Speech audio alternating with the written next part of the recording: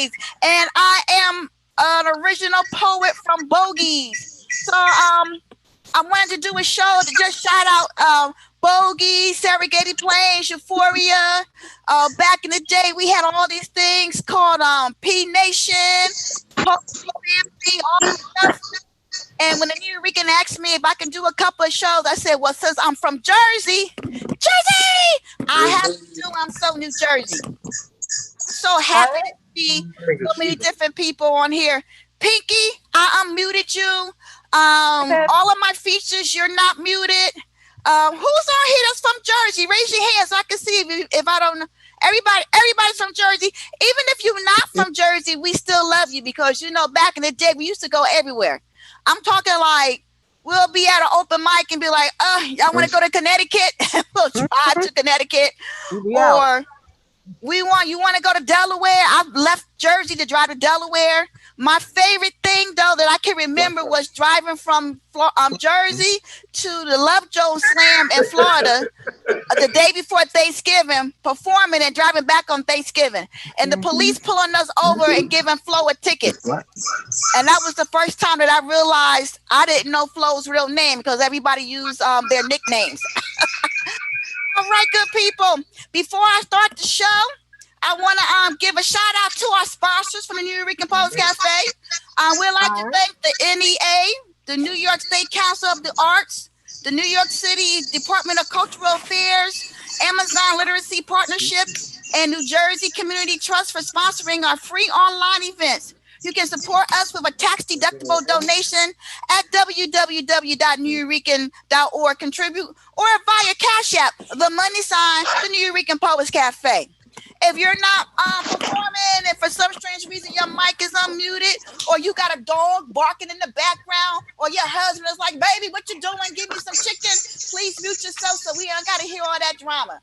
And I know that Starsky and Flo is at Big Mike's house at the barbecue that I'm not at. So I'm hating just a little bit. Chat room, what's going on here in this chat?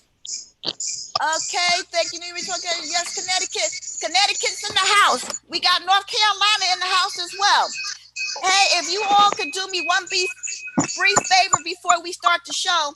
Flo, I don't know if you wanted me to see this bed and all this other stuff in the background. I got you. I figured this shit out. Okay, if you can go to the New Rican, I'm about to share this link on my page, my Facebook page. I'm asking everybody to do it as well because that's how we let the world know that the world is going around. Does that make sense to y'all? I'm gonna get it to the New Rican Poets Cafe. I know they got it going on their website. Oh, I scared myself. I saw myself, but then I got scared. That's hilarious. Okay. I have no clue how to share this. Okay, I'm sharing. Sharing now. Okay. All right, let's start the show. But I just want to check in a little bit. There's some people I haven't seen in a long time on here. So here I am about to harass Pink Diamond. Pinky left. Pinky. I do not see Pinky. Long time. You know when the last time I saw you? You remember when you was moving and we was packing up your stuff and that guy with one arm was like, yo, you need any help? And we was like, dude, you got one arm. Like, what are you going to carry? Do you remember that? Yeah. That's been at least 20. That was the last time I laid my eyes on you. Do you remember this? Yeah. Okay, you want to get all quiet now. It's all right. Chad, I haven't seen you in a long time as well. Been like 6 months. It's been like, but I saw you was at Big Mike's event, and before that, I haven't seen you in person, and I don't know how long. I want to say maybe, I don't know. I'm gonna say 8 years. Yeah. And about 5 months and about 11 days. Okay. Hey. That sounds about right. That's how old my daughters are. So that's pretty much probably the last time you saw me was when I had kids. Do you remember that post you posted a long time ago on Facebook? You was like, one of your daughters asked your wife about balls, and she said, "I think it would be best if you asked Daddy." Yeah. I giggled for like 15 minutes off of that, man. Yeah, my daughter My daughters randomly say offensive things, and you can't like call them out on it because like they randomly say like, "Hey, can you show me how to hold your balls?" And I'm like, "What are you talking about?" And so yeah. Oh my goodness, it so cute. I love seeing everybody with their little families and stuff. I know that Flo Mentos and Starsky is at Big Mike's house, so I'm not gonna unmute y'all right now to harass y'all and say hello. But what I am gonna do, I'm gonna start the show.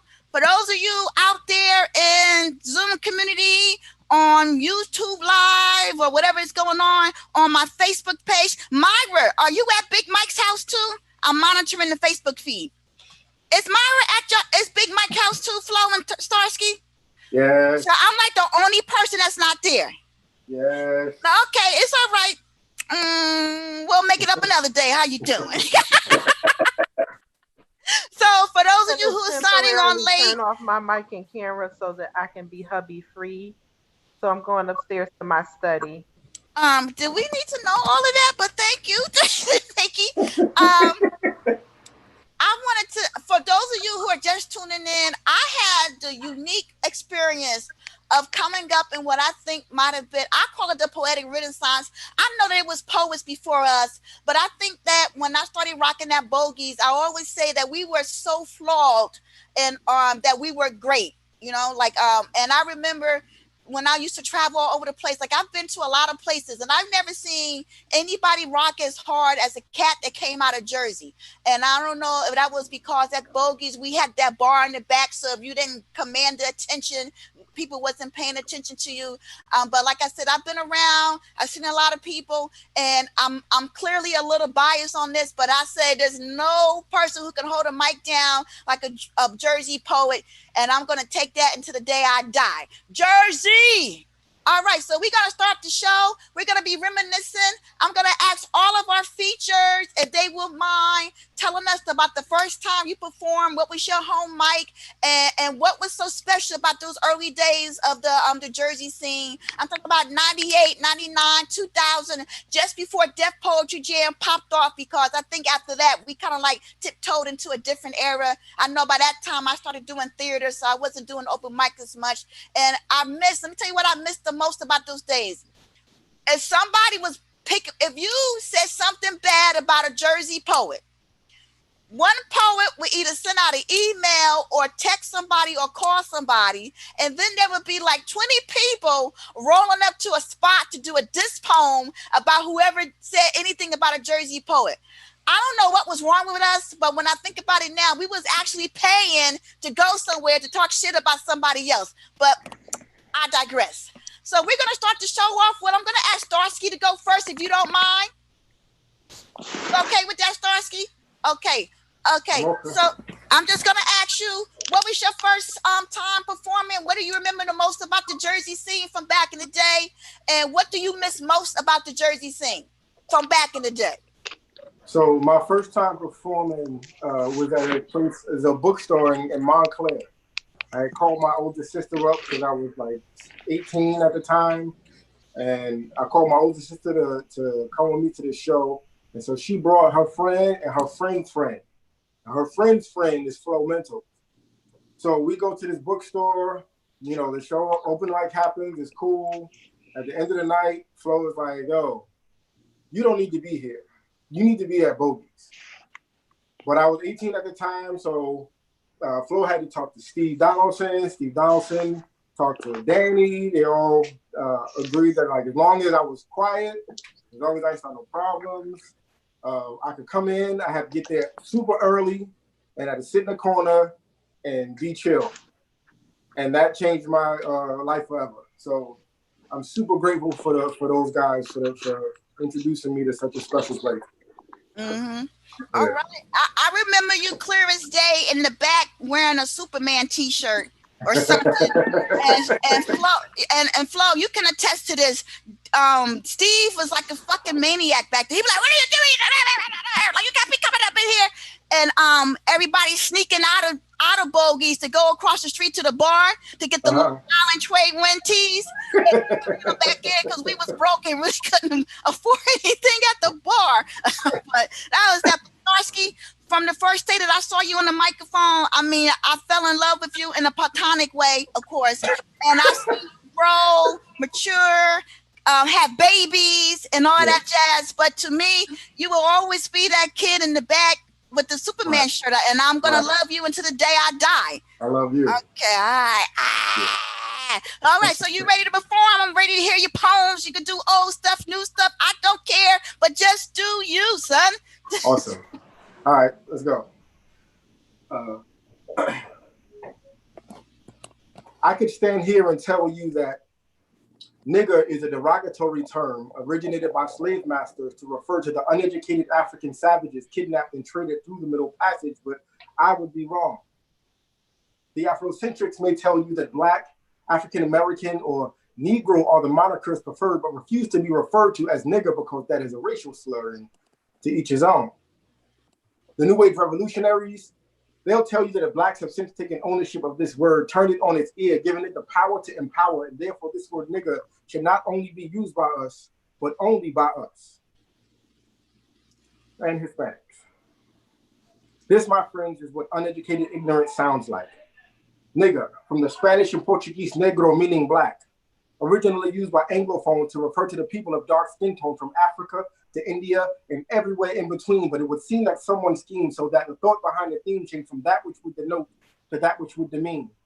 And in this modern day age, centuries past the slave trade, we have some who would give this word a parade and others who would have it forbade. But the question on the table is, where do you stand on the subject? Because these days, when the educational system is so very suspect, people are much less interested in truth-seeking. Folks just want to be in the know, so they can bask in the limelight with sound bites that sound us and drop cliches like COINTELPRO and from Times Square to Tiananmen Square. These niggas ain't sincere. They pull it from thin air and feed it to you like chicken soup for the fifth generation slave souls. So eat up, niggas, because there's plenty more where this came from. All right, Starsky. Star, I see. I don't know if you can see what I see. I got a lot of snaps. I got a lot of hand claps. I got a lot of thumbs up. Thumbs up. Oh, thank you. Okay. So I used to sing this song to my daughter when she was a baby, to both of my children when they were babies. And it's called Danny Boy. It's it's an Irish like song, legendary song. Anyway, the song goes, "Oh, Danny boy, the pipes are calling from glen to glen and down the mountainside. The summer's gone and all the roses falling.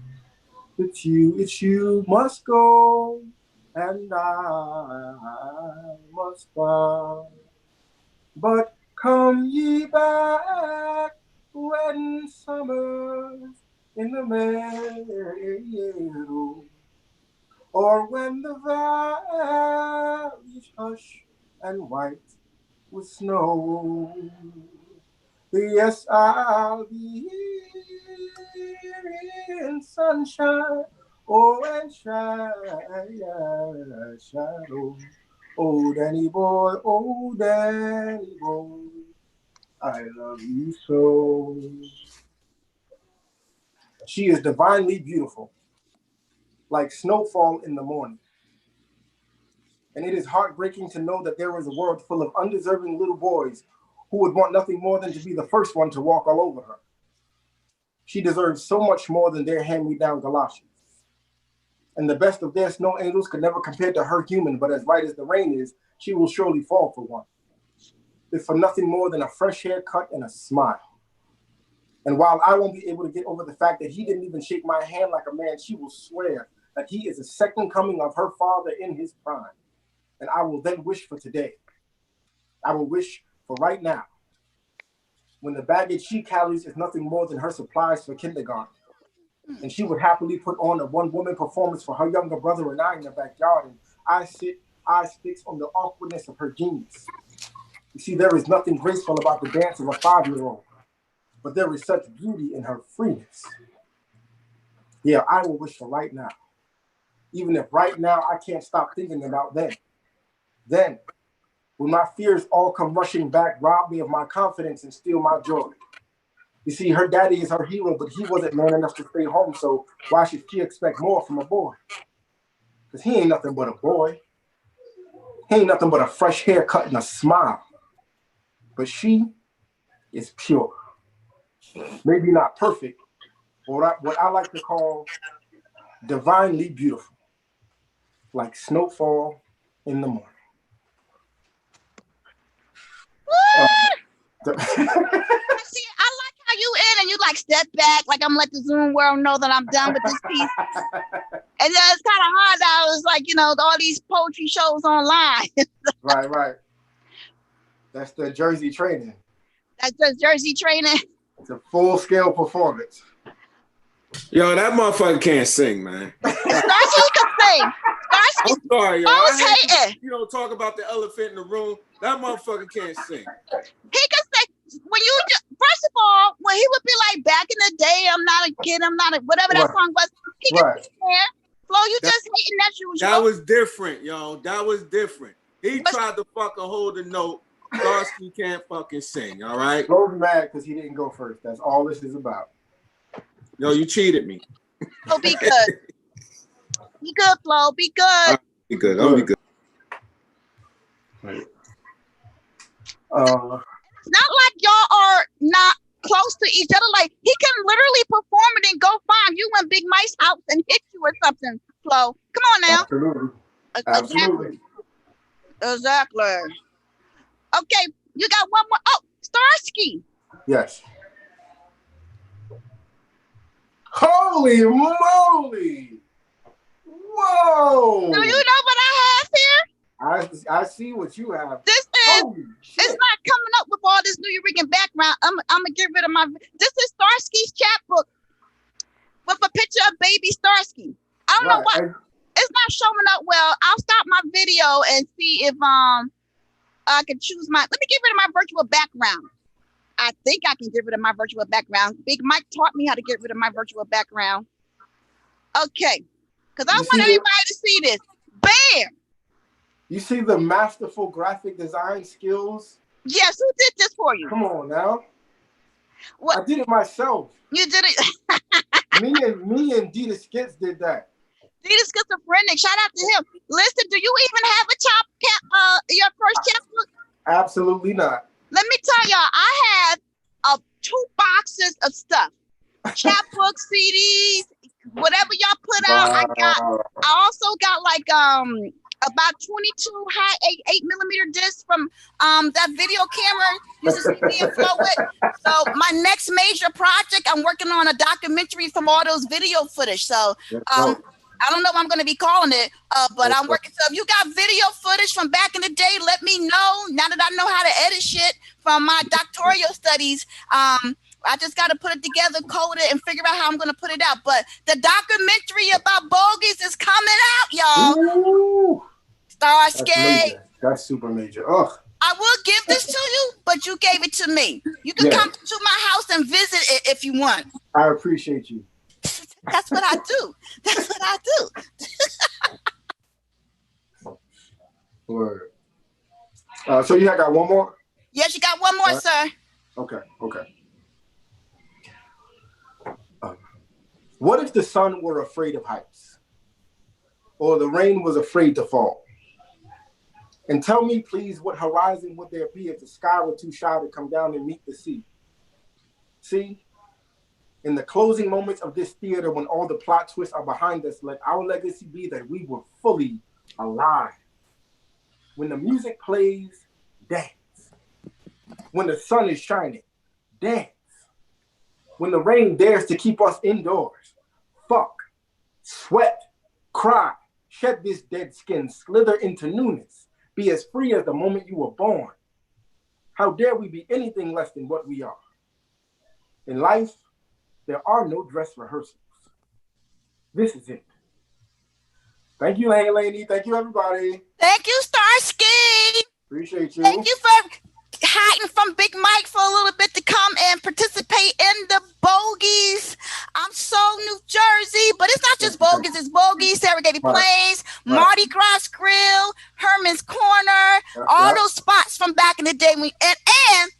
an unofficial shout out to the Yankee Buffet for all you can eat crab legs on Sunday. Okay, the next performer coming to I can't say to the Zoom world. I did not know that his real name was Chris until the police pulled us over. Coming from a show in Florida where we had promised Demetrius the poet that we was gonna come to Lyrical Ride to perform. So it was myself, Kirk Nugent, of course, Flo because he was driving, and Rob Hilton. If you ever heard the story about how Rob Hilton cost us this slam when we went down there and they was like, there's no props. Rob Hilton had the gall, the nerve, the audacity to question the person about the meaning of props. And in his first poem, although he ripped it, okay, he pulled out a Heineken. I don't know how he had a freaking Heineken in his pocket. He pulls out the Heineken, and I was like, we just lost this slam.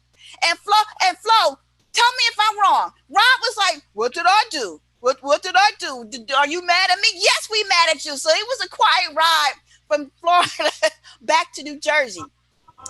Flo, you remember that? Tell me you remember that. Yeah, I remember that. I mean, but Flo, I mean, you know, Rob wasn't really a slammer, so that was his first slam.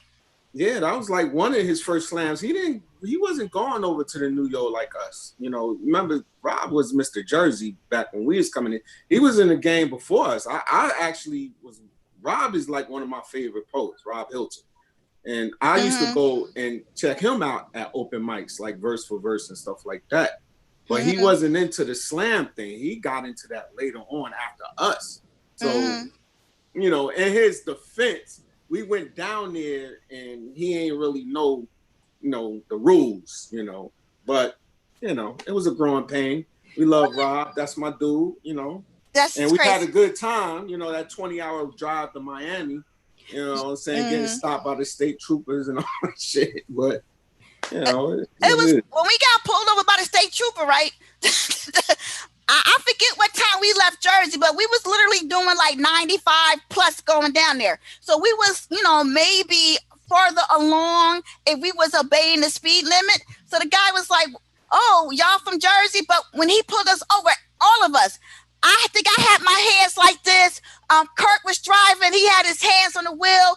Rob was in the back with me. Everybody was like, had their hands where they could see, right? And the guy was like, you can put your hands down. We was like, oh, no, we can't. And he was like, I'll never forget this. He was like, are the cops bad where you guys are from? We was like, yes. And we didn't get a ticket. And Kirk Nugent signed a chapbook, autographed it, and gave it to the state trooper. And we kept on moving down to where we was going. So that's the type of stuff that we did. And Flo, do you remember this? Do you have a copy of this? Yeah, somewhere in the attic. Do you remember this? Yeah, I remember that. Do you remember us being flown to Florida and they picked us up in the limousine, and on the way back to the I remember at the end of the venue, like we was performing, we was like, yo, because we just drove my car. I used to rock that white Volkswagen, the convertible. Word. And I was like, we need $50 to get my car out of the airport, right? Mm-hmm. And I was like, so Flo was like, well, that's like 10 chapbooks for me, 10. So we sold these chapbooks to get my car out the airport, you know. So these were like, we were selling this for like $5, and I paid many of bills hustling up chapbooks and stuff. And then people want to all get fancy dancy and want to produce CDs and stuff. Pete, I still got yours as well. But really was really a great time to be a poet in this industry. And this was before you like we only had AOL and we had Yahoo groups. So, and to get directions, you have to go to Yahoo, MapQuest, and print stuff out. I don't even know how we did half the stuff that we did, because most of the time we was driving around, we was lost anyhow. But we made it happen. So that's just our input. So I don't want to keep you from your party, but we're ready for you to perform some of your poetry. Do old, do new, whatever you feel like. Flomentals, the godfather of duct tape poetry. All right, so you don't want me to tell the people my beginnings? Go for it, yeah. You know? Can you start rocking that? All right. Before Bogies, it was my homegirl Cindy Malika. She used to do this thing at Brokers around the corner from Bogies, and we worked together out in Piscataway. And she was like, "Yo, I'm doing this open mic poetry thing," and I was like, "Shit, I do poetry." She was like, "Oh, word? Well, come out to my joint." Me and my boy, we went out there and we hit the open mic. This is like the first. I was going to open mics, but I wasn't really performing. I was in the audience, but I was writing on the L. And that was really the first time I really hit an open mic. It was like '97, middle of '97, and she just would, she was intricate in bringing on that Flow Mental's brand of poetry that I do. I always wanted to be different, and she always, she always, welcomed my, my all over the placeness with my poetry, man. And I got to give it up to Cindy Malika, Cindy Birch. She out there, and I know she on, Facebook and all that stuff, but she was very intricate in getting me out there on the mic. And then, Bogies happened. That was a very big, time in all of our lives. It changed the game. I can't forget Verse for Verse, because Verse for Verse is actually older than the whole Bogies movement with Raz, Baraka, and Jerry Gant, the late Jerry Gant. They and Black 45, they were real big on the Verse for Verse stage. Big Juba, and they all, they were very political, revolutionary Black poets, but, they kind of gave a little hate in the beginning, but when they saw that it was a movement, they welcomed our brand of poetry that Bogies brought out. So shout out to Ras Baraka, Mayor Newark, Big Juba, Black 45, those cats, and the late Jerry Gant.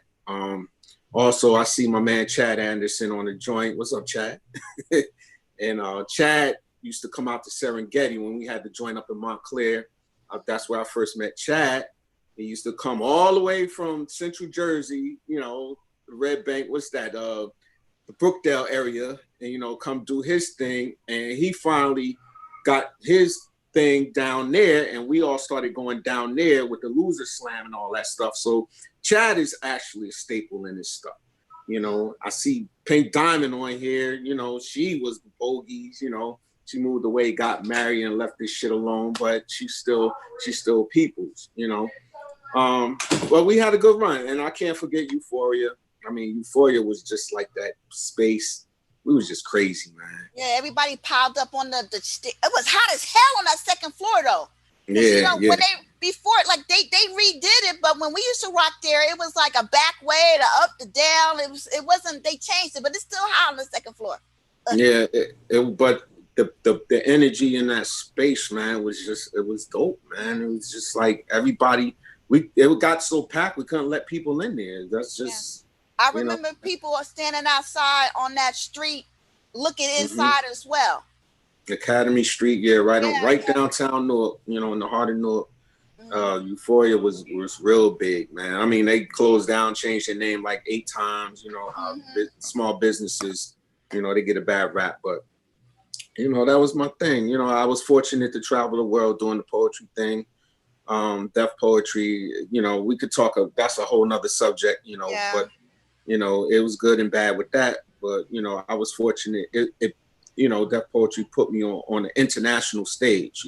So, but that's the good part of it. We won't talk about that, but it's just I seen it happen. I got out of the game. I'm not in the game like I used to, but I'm just happy to, if people call me an OG, I'll take it, Well, Flo, you was the first poet that I knew who had a job, who quit their job to do this full time. Well, I was like, damn, he's doing it up big. And this was even before Deaf Poetry, Yeah, if I can go back and tell young Flo, yo, don't fucking do that shit. But I was young, I was, ambitious, and, I did it. I learned from it. But the thing is, I quit and I didn't have a plan. I just like, shit, I'm going to sell these motherfucking CDs. I'm good. I ain't think about saturation of the market. You ain't going nowhere. You just in Jersey, and you know what? People can say what they want to say about Lamar, Talam. They said, "Yo, look, God, yo, you got to get out of Jersey. You got to go other places. You saturating the market. It's just, everybody's gonna have your CD. Then what you gonna do?" So big up to them for giving me that knowledge of, all right, let me go to Florida, let me go to North Carolina, let me do this, and it worked. I had to branch off and market my stuff and go other places. So. But Flo, we were the ones who cracked open that Florida scene though, because Keith Roach went to Steve Donaldson, and Steve was like, Keith need poets to go to Florida, but it was the same week as the 1999 New York Grand Slam finals. Yeah. So we went, and then we went back, and then we told other people, and then it was like, I'm still mad close with some of those poets from down there that we met then, But that was my first time going out of the state, besides locally around, tri-state, to perform on that level. And RGB I have to shout out Jeff Carroll. They put us down on the NACA scene, all they have to pay out your pocket for most of the stuff. And that got us traveling state to state. And then when you performed in Eureka, I can't tell you how many people would come up to me afterwards and book me to go to their school to perform. But then we got some people out here who think that $50 is an appropriate amount to pay a poet who's traveling for 4 hours to your school to perform. I ain't gonna say no names, but we had some poetic hoes, you want to say, that just doing shows for a quarter, 10 cents. And then when we was like, well, charge X, Y, and Z. Well, why should we pay you this when we can get X, Y, and Z for this amount of money? And I was like, you can get that person all you want, but you won't get Helena D. Lewis. How you doing? Yeah, it was definitely like that. I mean, but a lot of times it was poets that were just coming into the game, and to them, you can account for this, Helena. $50 getting paid for what you love to do. That's good when you first get in the game. But we was already seasoned. We on NACA, so to us that looks bad. Yo, what the fuck you doing, man? Come on. We got to set a bar for this shit. I think, we were all talking about doing a poetry union and shit. We were so ambitious. And, come on now, but, and everybody fell out. I can't knock the cast that's trying to come up in the game because, when people came up to me, hey, Flo, I need poets to do this, that, and the third, I will always tell them, yo, you got to open up your pocketbook. You're going to pay a comedian $400 or $500 and give a poet $40, you out your fucking mind. I'm not, don't use me to prostitute that shit. Find somebody else to do it. I'm not going to do it. If I bring you somebody, give them something that, compensate them for their art. And that's another reason why I'm just not in the game like I used to be, man. It's just, it got crazy and I just got turned off to it. And I had to get back to the love of it, and that's going back to quitting your job and trying to do this shit. It's just I'm very well employed. I'm good. I love what I do. Shout out your business. You started your own business, and then I need you to do a poem. Okay. Yeah. Like my nephew and I, we started a home improvement business. It's doing very well in the Central Jersey, North Jersey area. We just did Big Mike's deck, the all composite shit. Is like people are raving over this. Is on the internet. Go like Dynamic Home Creations on Facebook, and you can check out our work. Like Dynamic Home Creations, the page on Facebook. You can see our work. But my nephew runs that. I play the background. My nephew. Flo, before you do your first poem, I just want to shout out Demetrius the poet. He's blowing up the Facebook feed here. He was the first cat I knew who had a poetry website, Deepwater Soul Cafe, that was devoted to poetry. If you go there now, don't go there now because it's a porn site. So, but I guess, he let that go. But I just got to shout him out. All right, D to the P, we love you. Word, that's my dude, man. That's my dude. He came out, to our joint in Rawway, and supported, came out with me and Big Mike and my homegirl Nourish at our open mics we do once a month. Before the COVID, every first Saturday, we got an open mic out here, free. and Rawway, and D, you know, he came through with his wifey and everything, and you know, we chilled, went next door, had drinks, got a little tipsy, but you know, that's that Jersey love, you know. All right, you ready? I'm talking too much. All right. I got new stuff, but I don't know it, and I don't have my notebook. But you know, I'm just do what you feel. The greats and shit like that. All right, so let's do flow mental shit. All right. I was amazed and astounded to figure that life was greater after I witnessed the shit that went on inside after I closed the refrigerator. See, my curiosity got the best of me. I had to know if life existed beyond the chiller, if the fridge was home to hustlers and killers, if unemployment plagued the lower rack, if the upper rack was being legitimately taxed. See, I had to know. So I drilled a hole in the middle of the door, peeped through it. I wouldn't believe what was in store. I saw butter and margarine bickering like bad roommates in their studio apartment compartment. I even saw, damn, Helena, you fucking me up. I'm messing you. Oh, he's standing up. Ooh! Gotta do a Rob Hilton. I was amazed and astounded to figure that life was greater after I witnessed the shit that went on inside after I closed the refrigerator. See, my curiosity got the best of me. I had to know if life existed beyond the chiller, if the fridge was home to hustlers and killers, if unemployment plagued the lower rack, if the upper rack was being legitimately taxed. See, I had to know. So I drilled a hole in the middle of the door, peeped through it. I wouldn't believe what was in store. I saw butter and margarine bickering like bad roommates in their studio apartment compartment. I even seen, damn, I can't remember this poem, Helena. Oh my God, it's so embarrassing. It's not like me. It's not like me. You want me to read something from your chapbook? It's been so long. I'm out the game, man. I'm out the game. Okay, hold on. I'm gonna help you out.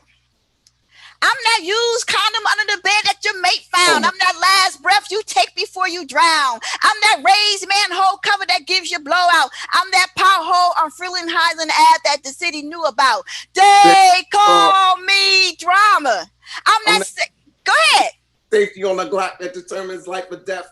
I'm like high blood pressure, high cholesterol. Fuck it, just call me stress. I'm that last surviving sperm about to go head on with that egg. I'm that one that raped that monkey to start the AIDS plague. They call me drama. I'm that wooden baton when you get your ass beat by the cops. I'm that MPV to stick up kids, jump out and rob the spots. I'm that sweat trickling down your cheek like in Who Shot Ya. I'm that quarter-pound of weed under your seat when the cops stop you.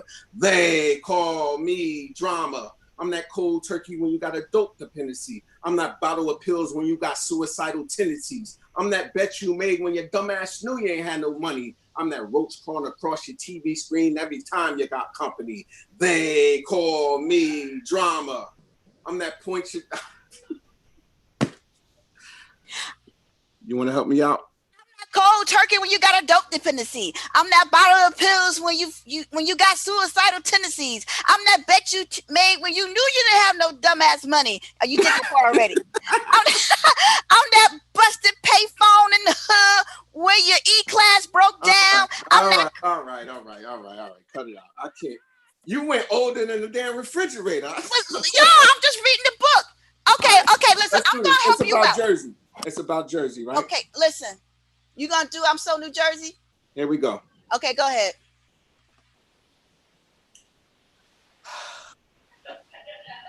Big up to NYC, but I'm so New Jersey. What you know about the family first car? What you know about the stolen car and that being shit turned into a dance at the Zanzibar? Damn, I'm so New Jersey. I'm so White Castle on a Saturday night.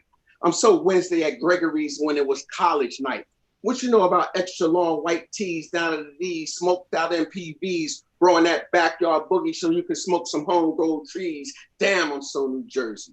What you know about New Jersey Transit, the 59, going from Plainfield to Elizabeth and the last stop being the Bricks? What you know about Universals? What you know about back in the days, DJs buying their break beats from Vogels? I'm so DJ Doughboy. I'm so DJ Cheese. I'm so DJ Backspin. Damn it, just call me Cool V. Damn, I'm so New Jersey. What you know about fake insurance cards? I don't know shit about Geico. Ain't no geckos in Jersey. I'm so Arab chicken and pizza, Italian cheeseburger and patty melts. Whiting sandwich with cheese with extra hot sauce. What you know about omnis with momos and ski racks? What you know about getting your Motorola hooked up at the bodega on the corner of Bergen and Avon Ave? Damn, I'm so New Jersey. I'm so Plainfield. I'm so Parliament Funkadelics. I'm so George Clinton. What you know about being locked out the house, squatting in the alley because the Chinese food got you shitting? Oh, I'm so New Jersey. I'm so Garden State Parkway. I'm so New Jersey Turnpike. I'm so 1 in 9 motels, the Loop on a Friday night. What you know about high-rise PJs being knocked down for them cheap-ass citizens efficiency condos? What you know about Chinese Muslims making halal Chinese food? What you know about getting your driver's license and your boy's name? What you know about taking a girl to the Nets game when them bastards are sorry as hell? Damn, I'm so New Jersey. I'm so Lords of the Underground. I'm so Queen Latifah. I'm so Redman. What's today's mathematics? Fucking just call me Four Righteous Teachers. I'm so New Jersey. What you know about Miss Gertie Dirt? What you know about rocking a D's Nuts t-shirt? What you know about moms bitching about buying felines so you settle for them cheap ass jump kicks? What you know about my man downtown yelling, check it out, I got the cheap shit. Oh, I'm so New Jersey. And if you don't know, now you know. Flo,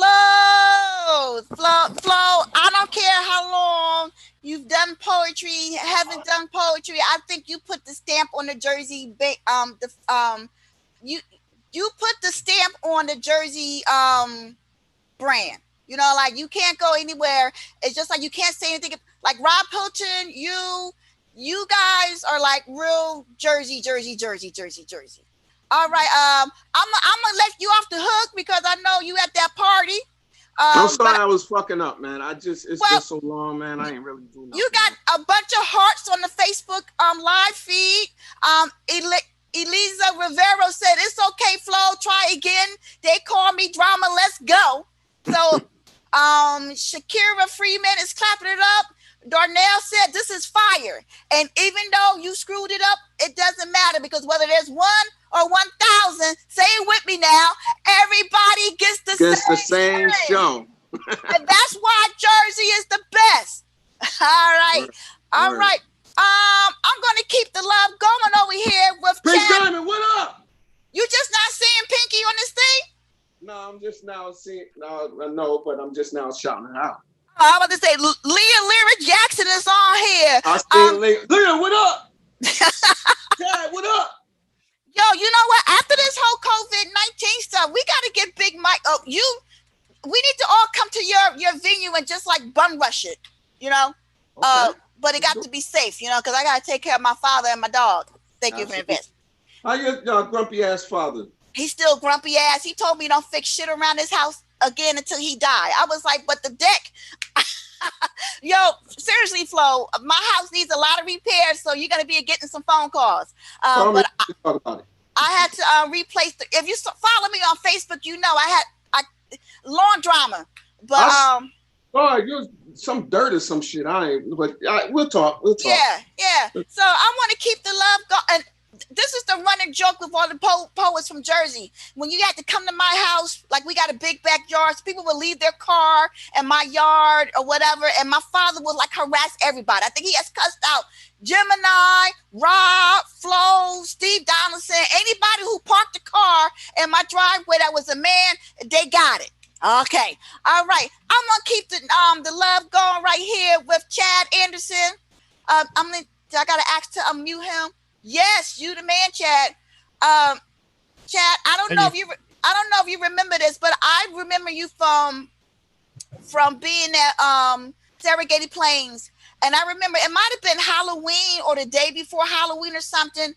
And I was standing by the somehow I used to end up like ringing people out when Charles was busy or whatever. And you came in with a Finding Nemo head. Yep. And everybody was like, well, who's under that hat? Who's under the Finding Nemo? And then when you took it off, everybody was like, oh, Chad, you know. And then I remember you so graciously coming up to us. I forgot what had happened, but you had me, Flo, and some other poets we came down to the Loser Slam, and you were so nice to us. And I just want to say thank you. And I follow you on Facebook, and I see your gorgeous children growing up. And although I haven't met them personally, okay, I still feel like I'm the auntie in cyberspace. So I want y'all to give him some cyber love. Chad, please tell us about your experiences as a Jersey poet. I know you have the Loser Slam, but any other story that you want to tell before you do your set, we're more than willing to listen. You know what? I was thinking about it because you mentioned, because this show is the I'm So New Jersey show, and yet it's at the New Eurekan, and so it's New Jersey Poets New Eurekan. My first poetry reading ever was the New Eurekan. I stayed Friday night super late to go to the 1 a.m. open mic that happened after the slam. And I wrote a really bad poem. I thought I was a funny poet, and I thought I was clever. I wasn't funny, and so I wrote a really bad poem about how long the line is to get into the New Eurekan and how long you have to wait in line. And nobody liked it, and it was horrible. And I got laughed off the stage, or I got booed off the stage, basically, a bunch of grunts. And so I decided I was never doing poetry again, ever. That was my one shot, and I was giving up. And I was terrified for like 6 months. And then I got the bug again, and I went to Serengeti Plains. And Serengeti Plains, I was thinking about it today. I wrote a poem about it, and I can't find the poem because I was thinking about that for Charles and Felicia. Yes, Felicia. Doing Serengeti Plains, like they were more than owners or co-owners or organizers of that place. They were, as far as poetry goes, like them influmentals, but they were my parents. Like they were, as far as poetry goes, they were poetry parents to me. Like they were, like I could, beyond just doing poems, I could go to them and they would explain things to me and tell me about things and tell me about how like I didn't know like how features worked, and I didn't know how poetry worked, and I didn't know what like the slam was, and like they were like, you know, basically that venue was my upbringing, and that, and you know, and it was one of those things where flow, like I thought I was new, and I think Big Mike and I showed up at the same time, and I was new, and I was terrified to go, like poetry slam, going into the slam competition was things that like real poets did. Like I was just some idiot who wrote poems, but like the real poets, the poets who like had some skill, were going into the slam. And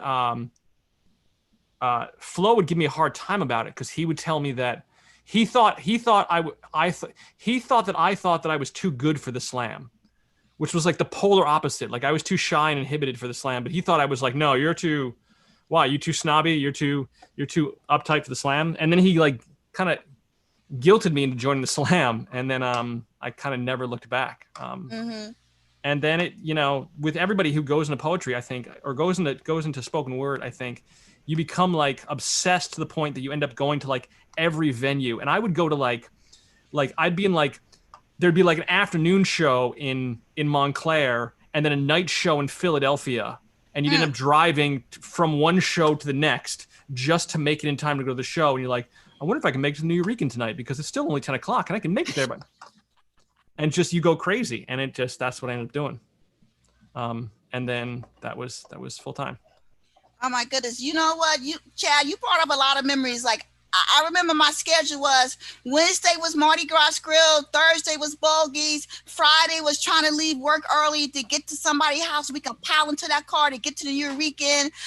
Saturday, Horace Allen will call everybody in the morning and read his latest masterpiece, and then Sundays, Flo would come to my house and we would all meet up at the Yankee Buffet. And that was our week. Like we revolved around the poetry scene. And shout out to Wild Child Cafe in Delaware. Shout outs to the hottest poets, and shout outs to, oh my God, Derek Chase for Slamonomics in Baltimore, Maryland. Like we really traveled all over the place back in the day just for the love of it. Yeah, it was just going everywhere. That like somebody had an open mic at 3 a.m. You were, okay, I need to be there because I need to read this poem there. Like it was just became this obsessive thing. And I would see, like, as I gained more experience and started hosting my own show, I would see young poets doing the same thing. And I'm like, man, that's Like I remember being, in my early 20s or whatever, and just traveling around trying to go to every single show that's possible, and do everything. And I can't imagine what I spent on gas just doing that. Just for the love of it. Just for the love of it. All right, Chad. Yeah. I can relate. I see a lot of people nodding their head and like, yeah. They know exactly what you're talking about. So yeah, I ain't mad at you. Okay, so what's gonna be your first poem that you're gonna do for us? I'm gonna do a poem about a place I wanted to find a poem about Jersey, and this poem is about New Brunswick, New Jersey, because there used to be a place. It was this dude's house where they used to have concerts in his basement. They used to have bands playing in his basement, and he had a tiny little basement, and it was on. I don't know if anybody knows Brunswick, but if they know where Handy Street is on Brunswick. It was this tiny little house and this poem is about that. I know Handy Street. Good. Yeah, when the venue decided that our style of dancing was more fist than ankle, their liability insurance told us we had to go somewhere else. And so we did. Our new concert venue was Handy Street. In a colonial in Brunswick, too many suburban idealists stretched the walls of an unfinished basement to listen to 7 bands play 3 hours of music so loud and so fast, you might confuse it for puberty. If you were lucky enough, your body built like a fretboard, your frame so thin that you could squeeze the 8-inch gap between elevated palm and exposed insulation, you could crowd surf, which could easily be mistaken for crushing a 15-year-old against a ceiling. But this was Handy Street. If you were alive here, you were alive here. An amplifier will teach you that if you push a volume past its threshold while lowering the available headroom, you can crush a guitar riff against a ceiling. It creates a sound so tortured and dirty it'll rattle the bones of a basement. They call this distortion. It is a power chord broken against its own intensity, an emotion being squeezed in a fist. My friend Ian used to say, this music exists because somewhere there's a kid turning 15 years old every day. And he is desperate for a sound that will press him as hard as his growing body against his skin. A song that will scream so loud he is sure for once it is listening. We never knew exactly how to get there. We just drove down Route 18 until we got close enough and then followed the bumper stickers in front of us the rest of the way. A Sunday afternoon parade of circumstantial brethren who understood how badly this was. The parts of your high school hallway that didn't eye contact were never afraid of your fists. We just saved hours for something worth it.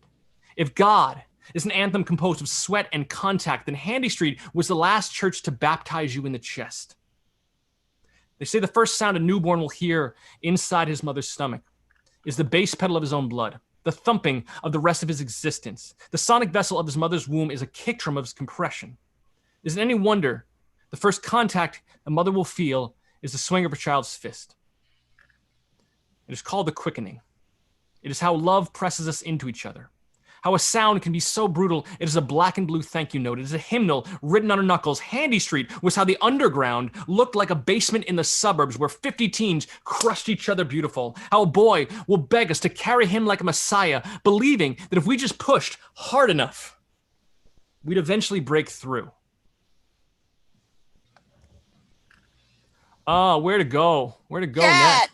I just love your writing. Thank you. I just love it. I love everything. Just the way that you put your words together. I just really always loved your writing. I Thank just you. always did. I just felt like saying that. Thanks for listening. Good. And I wanna shout out real quick before you do your next poem. Trini the Professor is on the Facebook. Trini the Professor. I don't know if he's still going by Trini the Professor. I know he does his gospel poetry slam shows now, but I see you on Facebook. I just want to shout you out. I see you on the timeline. Trini was at my book release or my CD release years ago. Okay. This is a poem about I don't know. I'm just gonna read the poem. You figured out what it's about. It's called The Handgun. I am a handgun. I am a married man. I'm a weapon with the safety on. Handguns are shiny. They are fun to play with. They are not dangerous. I told you, the safety is on. It has the word safe in it, the word married in it. That's what makes it fun. You are a pretty girl. You are curious. You like flirting with dangerous things. There are two things pretty girls always flirt with. One is married men. What's the other one? I don't remember. I'm a handgun. Not the dangerous kind, the kind you play with. I look like a toy pistol. Don't I look like a toy? Bang, bang. See, I can be a lot of fun. Let's play a game. I'll be the handgun. You be the after-school special. Stop looking to see if the safety is on. I already told you. Or did you just not ask me? I don't remember. Didn't your mother warn you about me? Does she sleep safe at night knowing the heavy of your father under her pillow? Funny things about handguns, funny things about married men. They're always heavier after you've cocked one. This is a fun game, isn't it? Flirting with a handgun. Can you keep a secret? Shh. You're not the first pretty girl that I've asked if she can keep a secret. Maybe the safety is on.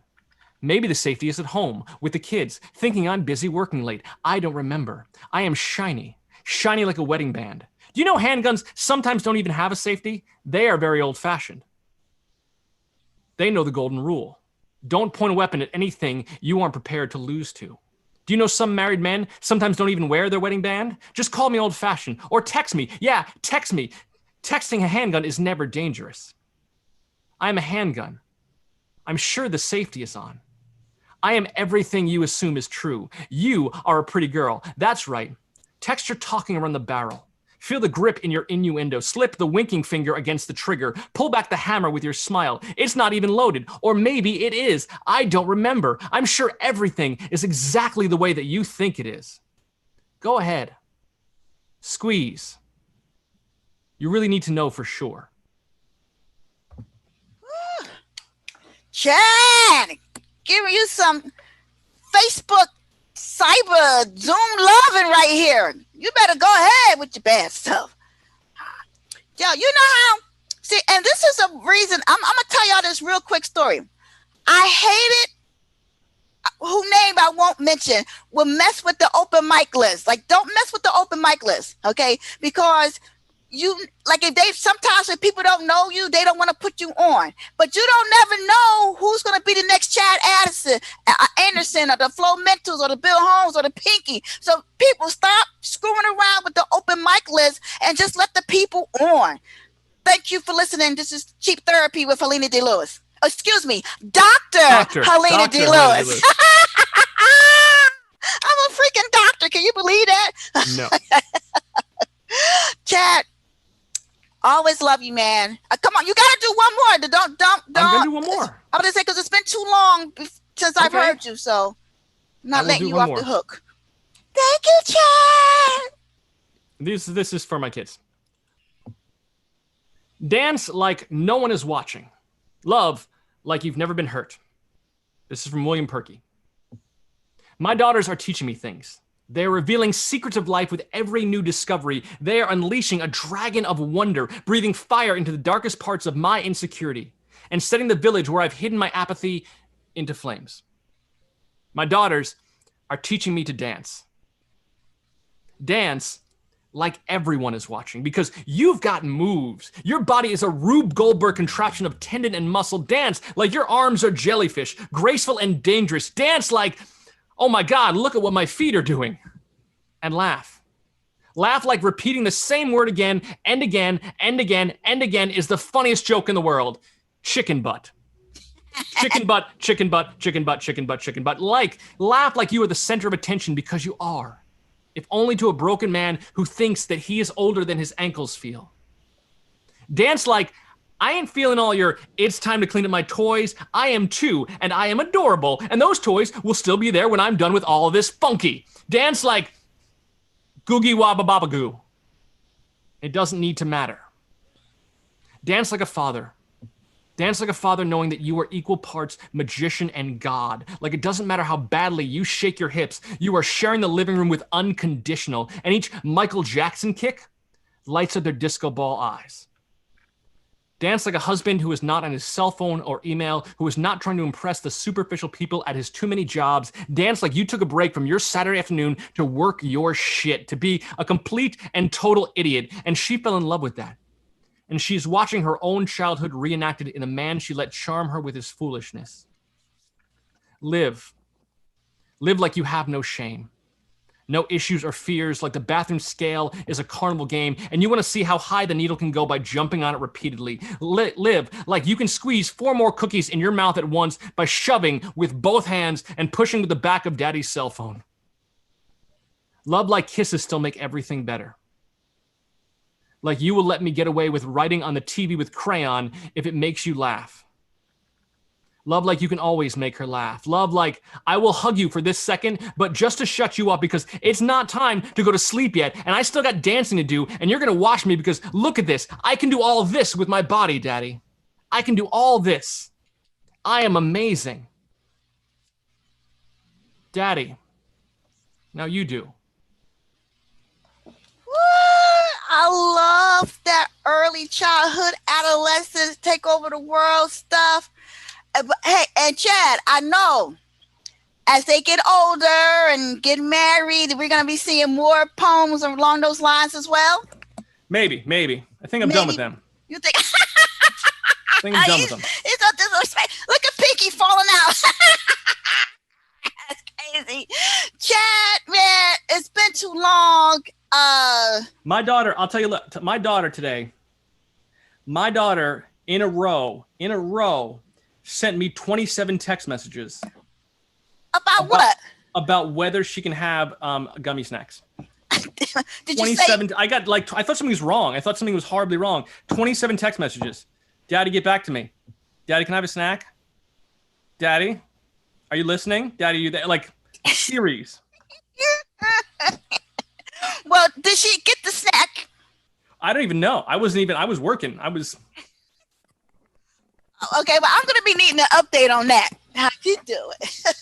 Listen, Chad, they're saying here, great poetry, live like you have no shame, beautiful. Somebody on Facebook is saying, yo, hot stuff right there. So, you touching people, and I wish we could do this in person, but, we got to be safe for COVID-19. I have to take a pause to shout out our sponsors again. The New York Poets Cafe would like to thank the NEA, the New York State Council on the Arts, New York City Department of Cultural Affairs, Amazon Literacy Partnership, and New York City, New York Community Trust for sponsoring our free online events. You can support us with a tax-deductible donation at www.newyorrican.org, contribute, or the Cash App, the money sign, New York Poets Cafe. Thank you to all the performers. Jack Queer, I'm going to call you last because I see you walking, driving. I don't know what you got going on. But before I bring on Bill Holmes, I want to talk about Jersey influencing the New York scene and vice versa. I had never heard of a slam or anything, nothing until Faraji Salim popped up on the scene.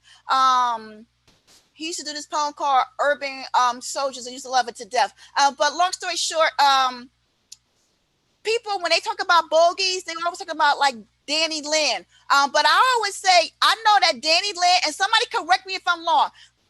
Danny Lynn and Majority started it, and then they brought Steve Donaldson in. And Steve took it to the next level. And Steve was always about pushing the poets to perform outside the venue. And he collaborated with Keith Roach, rest in peace, Keith Roach, to bring Jersey poets to a slam in New York. So it was New York versus Jersey. And it was myself, it was Flo Mentos, Kirk Nugent, and it might have been Talam AC. I'm pretty sure it was Talam AC. And lo and behold, that began, as far as I'm concerned, the tradition of Jersey poets going back and forth to New York. But for many of y'all who don't know, the entire 1999 New Eurekan Slam team consisted of poets that came out of Jersey. Lamar Hill, Faraji, Kirk Nugent. I'm missing somebody, Flo. Do you remember? Talam AC. And then back in the day, the new you could only slam once at the New Eurekan to go to the nationals. So, and correct me if I'm wrong, Talam AC and Faraji started Euphoria so that they can have a New Jersey slam team to take to the nationals in 2000. And I think in 2000 was the first time I slammed for the New Eurekan. But after that national stuff, it was too much for me. I was like, I'm done with all this. It was too competitive. People was crazy, like stalking you, want to hide outside charge your hotel room to hear your poems. I got a lot of that on video footage too. I just want to put that out there. But lo and behold, Steve Donaldson again collaborated with KO, who was the 1998 New York Grand Slam champion, to put together the Roar Theater Festival. And rest in peace, Carmen. They worked with Carmen, and that's how I started doing theater. I had wrote a play called Just Me, was in Downtown Urban Theater Festival, and Steve Donaldson had my play and Vanessa Hillary together, and then there was a couple of theater stuff, and I kind of like stepped away from poetry and started doing theater after that. So that's how, in my mind, how we all ended up coming in and out of the New Eurekan. We're all like enmeshed in some type of crazy way. And shout out to Julio, who used to work the door. He's always be like them fucking Jersey poets. And I talk to him at least once a month. I have his cell phone number. If you want it, inbox me. I'll give it to you. I know he would love to hear from all of y'all. All right. This next performer I met probably following around Demetrius the Poet, and I'm just enamored by all the things that Bill Holmes has done, and I just want to personally thank him in this public arena. When I was thinking about going back to school for my MSW, I wasn't the best grammar person and stuff. You know, you can rock on paper and you rock off paper. And I wrote my essay for graduate school, and Bill Holmes tediously edited and went back and forth with me for about a week for my admission statement for the Rutgers School of Social Work Intensive Weekend Program. And that eventually put me on the road to becoming Dr. Helena D. Lewis. So I just want to thank you, Bill, because I know you didn't have to do that. And that's how Jersey do it. That's how we get done. Even though Flo mentals get on my nerves, like if I'll call him right now and say, Flo, I need you, he'll be there for me. And I can say that about everybody that I know that came up in the Jersey scene. So, Bill, thank you for putting me on the road to being Dr. Helena D. Lewis. Please tell us about your introduction to the Jersey scene. I know you from Philadelphia, but I always embrace you as a Jersey poet. And how did you get on the scene? Well, you're welcome for that. And I still do have that essay about, with your doctorate. I don't know. I'm sorry, when you grad school for masters. How did I get on this? Well, you mentioned his name, Demetrius the Poet, Deepwater Soul Cafe. Met D back in Philly where he was featured. Gave him a copy of my chapbook. He blasted it out on P Nation and everything. And he had a venue, Lyrical Riot, and every first Friday of the month, I was there. And that was my first introduction to the Jersey scene. I remember, my first night there, the person who's on in the audience, cyberspace, Lyric, was featured that night. She was the featured poet that night. And I got up there and did open mic. And I did a poem called Clothes Don't Make the Man. And she kind of took a little exception to it because it was like, kind of thought I stole her poem. I think it was called It's Not You or It's Not About You. I'm maybe getting the titles wrong. But after that, we bonded. And it was just like so much love with the Jersey Poets scene. And I think I met you. I met you. Transit Thought used to have a poetry venue over in Roselle, New Jersey. And he had one event where he had nothing but female poets on that mic. And I was the only male he let on the mic because I was going to be his next month feature. And next thing you know, I heard that I was being talked about on P Nation, real, positive stuff and everything. But just traveling back and forth, like not only just with Lyrical Riot, Transit Thought, also shout out to Groove Drops back in Newark, New Jersey, with the late Margie Shaheed and also Jerry Gant, who are no longer here with us. Hold on, Bill. You said Groove Drops, though. Groove Drops. I said Groove Drops, Flo. My man. Oh, man, I remember that. Yes. You don't remember his poems, though. That Bills on time, Starsky. And I also remember the first time I saw Flo Mentals at Bogies. He got up there with Talam AC doing Newark niggas. What is it? Newark is for If niggas. Virginia's is for lovers, the Newark must be for niggas. Fuck the math. Einstein couldn't figure how many times the brick city pulls the trigger. Yeah. So that was just, and it's just like so much love. All the people that I've met, like, Demetrius the poet, my brother from another mother, Helena D. Lewis, Tamara Davis, now Yes. Tamara Jackson, Lyric, Barb Horn. I know I'm forgetting some other people, but it's just so much love. And yes, I do now live in Jersey, so but still coming out. And then also, with you, Helena, and just like mad, shout out and thank you so much for having me here, and I'm really enjoying what I'm hearing. So. Mm-hmm. That's about it. That's enough about me, about my introduction to the Jersey poetry scene. Okay, well, we claim you. When we love you, we claim you. We claim Jamal St. John, even though he's resistant. That's another story. I still love you, Jamal St. John. Exactly. He'll let you know I'm from New York. No, dude. As far as you're concerned, you're Jersey too. But that's how in my head. All right, so Bill, lay it on the people in the Cyber Zoom universe. Zoom. I'm gonna do one. I haven't done this in a while, so if I forget, you'll have to forgive me, old age, everything like that. But I was actually inspired, and I'm gonna talk about Mr. Demetrius the poet. Actually, I saw him do this one, his poem "Confessions of a Crack Addict." I remember that. Yes, at Bogies, and this inspired this poem, and this is simply entitled "Damn." She was standing at the bus stop at the corner of 12th and Walnut Street, as if this goddess had emerged from the pages of Essence magazine. A Tyra Banks look-alike with long golden hair and caramel-colored skin, wearing sunglasses and a tight red dress, had me singing My, like Johnny Gill, sent my heart into cardiac arrest. Damn! I tried to be as cool as possible, but check it out, y'all. This girl, she is so fine.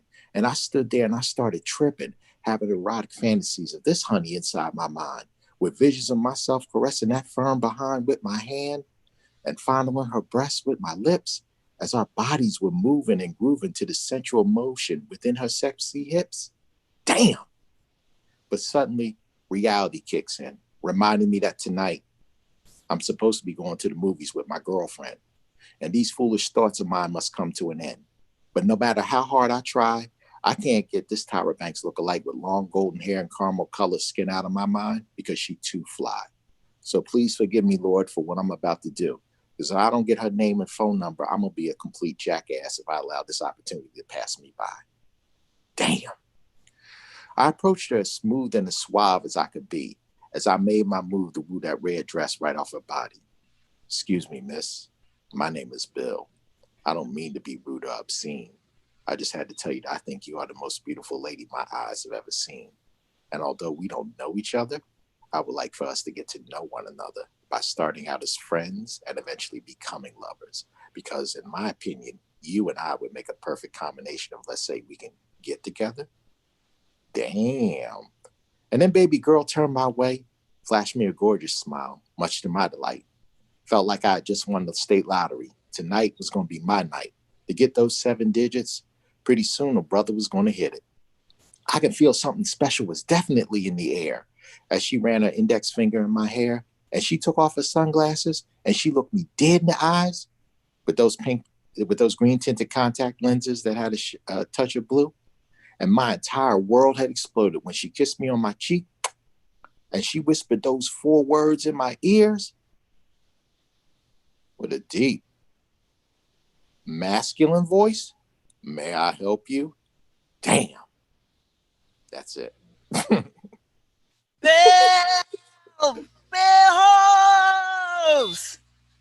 Woo! Bill, I just want to because I don't want you to forget. Could you tell the people about your? Because don't you have like a TV show, a new film you're working on, and then you just get another book published? Like, don't forget about all that stuff at some point in time tonight. All right. Oh no, he's so bashful. Yeah, so. No, actually, I do have a book, One Love, a novel I wrote several years ago, and that was actually an Essence best-selling novel. Um, so that was my tribute to the Philly poetry scene. And actually, I'm working on a sequel called "I Can't Tell You Why." That's the name of the book, and it's actually a follow up with that, but also it's going to be a tribute to to the New Jersey poetry scene, because I do have my poetic roots from Jersey, and I incorporated some friends of mine from the Philly scene, and I'm incorporating some poets that I know, or I'll be approaching them, asking them if I could, get their legal permission to use their name and likeness in the book. I just finished a short independent film called The Program, which was actually based on a poem that I did. Actually, the very first poem I read at Versus several years ago. And it touches on the effects of indirect effect of how domestic violence could impact someone. And it's very powerful for those who have seen it. And I'm actually working on another short film called Butterflies, which is an adaptation of my novel One Love. Damn, what the hell did I do with that damn thing? Damn, I got to start hanging out with Bill Holmes some more. He's like doing it big. Woo! This is One Love, so that is going to be adapted into a short film and tentatively called Butterflies. And then what else am I doing? The film. I think at this junction we should be saying, "What are you not doing?" Because you seem to be doing it all. I'm so happy for you. I'm not getting paid for this. That's what I'm not doing. But not yet. Yeah, not yet. That's true. It's gonna come. That is true. And then also the memoir. Yes, a memoir about my experiences dealing with depression and also suicidal ideation when I was a first-time novelist, called In the End. So I got a lot. Yeah, you're right. I do got a lot of stuff on the end. Mm-hmm. I'm so happy for you, Bill. I'm so happy. Okay, what else you got for us? You doing another poem or? Come on, lay it on the Zoom universe. Come on and zoom. I can do this. Yeah, you can. I'm gonna do. This is actually a new piece, and I wrote for the sisters, and it's called Two Battles. I can't speak for all men, Queen, only for myself. And I must confess, this king has had his neglectful moments when he failed to acknowledge your pain and frustrations, while living in fear that he could be the next Ahmaud Arbery, George Floyd, or Elijah McClain. You too could be the next Sandra Bland, Breonna Taylor, or Dominique Fells. I need to remember and know that Black Lives Matter is not inclusive to my struggles alone, or else I'm no greater than the enemy who desires to divide, conquer, and persecute us for being our beautiful, Black, brilliant selves. Systematic racism alone is an oppressive burden. But to make matters worse, under these challenging circumstances, some skin folk ain't kinfolk. Some brothers are too poisoned by their own self-hatred, lacking empathy and active listening to hear and understand you, in a world that wants to silence your voice, but quick to label you as angry, combative, or defensive, blinded by their shallow desires only to see you as their next sexual conquest. But what's done is done. Where do we go from here? It's time to move forward. It's time to do better. This is where the real work begins, through open communication, showing respect, understanding that sometimes we can agree to disagree, despite society's fragile attempts to justify that men are for Mars, women are for Venus. The truth is, you and I, Queen and King, we need each other. United, strong, unbreakable. We can go further together than alone. You, Queen, remind me of a slogan that I saw printed on t-shirts back in the day that sisters used to rock in the early 1990s. The Black woman, nature's perfect creation. And this king will do his best to honor the Most High's divine conception, learning from his mistakes, being a positive example for other kings, but most of all, standing by your side. Ashe. Go ahead, Bill. Bill got one of them voices that you could just be standing next to him and get pregnant by osmosis. You know what I'm saying? Like you always gotta watch them smooth talking, low key brothers and be like, where did this baby come from? Bill. Don't mess with Bill. Leave Oh, him. sure.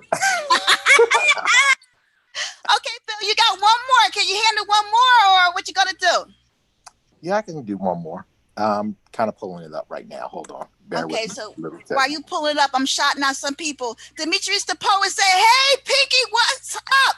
Rashid's son is like Starsky and Flo Mentos. Whoa. Jaquir, I see you settled. You had me a little worried. I don't know what was you planting a garden. I want to know what you was doing, son. I got questions, son. I see a lot of people here. Leah, Jean, Matt. Somebody just says iPhone. Come on, put your name on your phone. Tasha, Mr. Bora from North Carolina. Hannah, you still hanging with me? Hack 10, I see you, I see you, I see you. Jennifer, I see you. And my man, Miguel. Okay. All right. Come on, Bill. Bring it home now. All right, I'm ready. Actually, this is the poem from.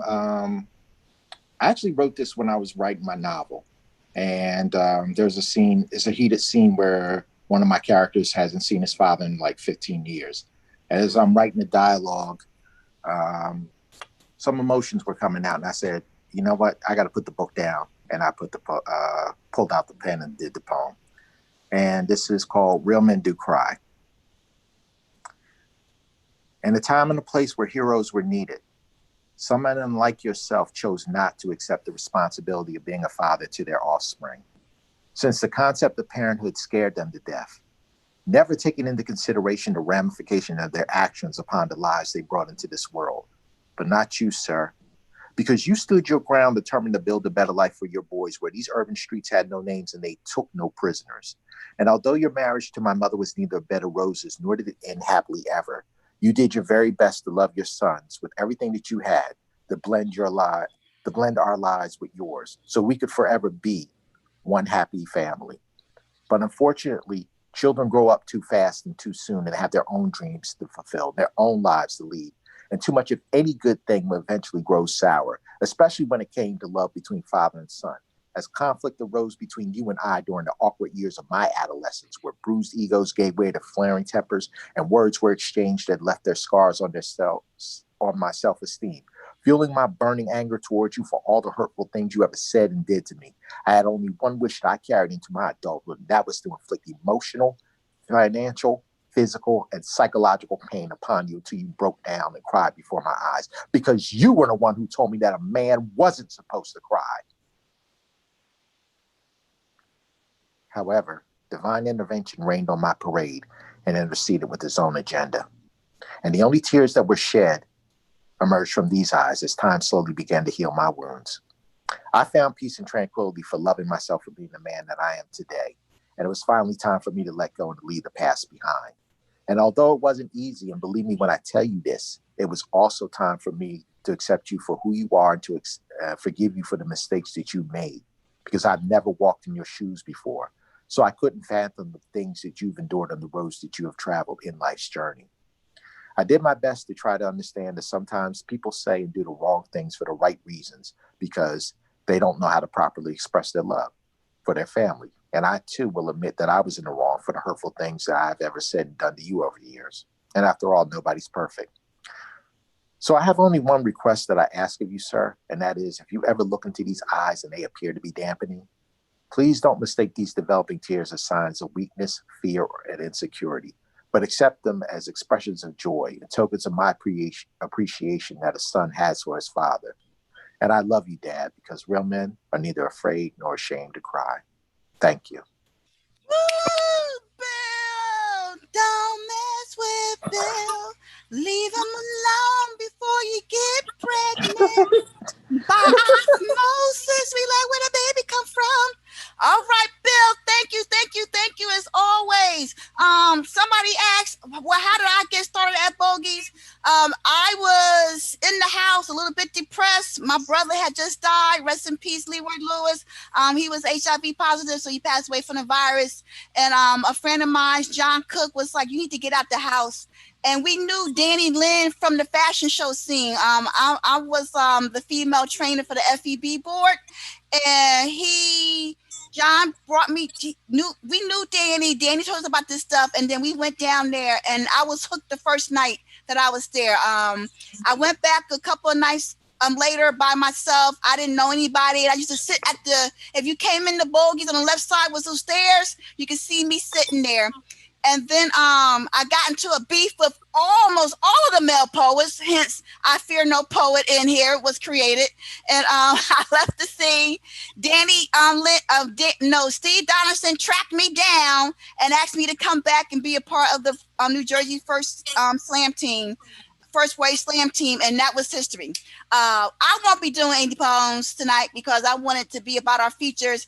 And now that Jacqueer is not driving, walking, he got his mask off, he's drinking water, he's ready to feature, I'm assuming. So I'm gonna unmute him. And although I consider Jacqueer to be a future OG in the making. When I first met him, I fell in love with him in a platonic way, okay, at the New Eureka Poets Cafe from when I was doing my show Versus, and he just reminded me of the people that I was surrounded with on the early days of Bogies. Like, we're gonna put it in your face, we're gonna say what we have to say, we don't care if we're talking about somebody getting shot all the way to menopause or menstrual cycles. We're just gonna talk what we want to talk, and we don't care. And I think that's how we initially got labeled as, and this is just for the people who came out the Bogies camp, fake poets, wannabe rappers, and all the other jazz. But that's what made us special, and it allowed us to expand the genre of the spoken word movement. So Jacqueer, your first open mic, your introduction to the Jersey scene, go ahead. And what was you doing? Yeah. Okay. Since the show, first, salute to everyone and my fellow poets from the Jersey jungle. Salute to all of y'all. What happened, Dr. HDL, was that I was gonna do everything at the backdrop of the falls in my hometown in the city of Patterson. You know what I'm saying? Patterson, stand up. So that's where I was. Throughout the week, I was testing it. It was all good. And today, everything was not working. Internet connection was trash. And then the ice cream truck wanted to come around and just play music all day. I said, you know what? This ain't gonna work. So I was like, let me just bring it back. Let me just go, just bring it back to my little academic background right here, for all the little accolades I've achieved. That is so Jersey of you to be so over the top with that. Yeah. But I don't know if y'all saw him. I was like, what the F is he doing? And then I was getting worried. I was like, but at least you was wearing a mask, so I appreciate that. Listen, I work part-time, at the laboratory. I'm on the front lines, and this thing is serious, y'all. This is no joke. Yes. Please mask up when y'all out there, because we been getting cases from Florida, Texas, California, where the booms have just been happening. So I'm seeing it for what it is, and this is no joke. And as a frontline worker working with incarcerated individuals, and I've been on some conference calls with some heavy hitters, don't take this for granted.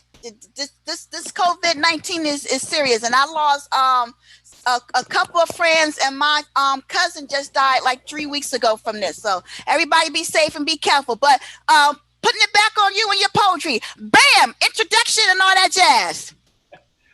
Yeah, what's up, everyone? Thank you, Dr. HGL, appreciate this opportunity, salute to New Eureka Poets Cafe, salute to all my fellow poets.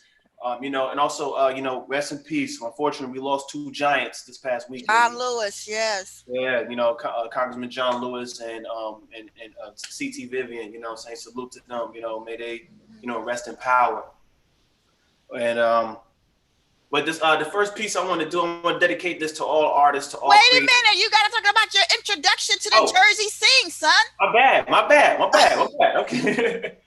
All right, well, for me, it started, I started doing spoken word poetry. I started a little bit in high school writing, down, shout out to, Patterson, Impact Academy, East Side, Fair East Side, Ghost. Fair East Side.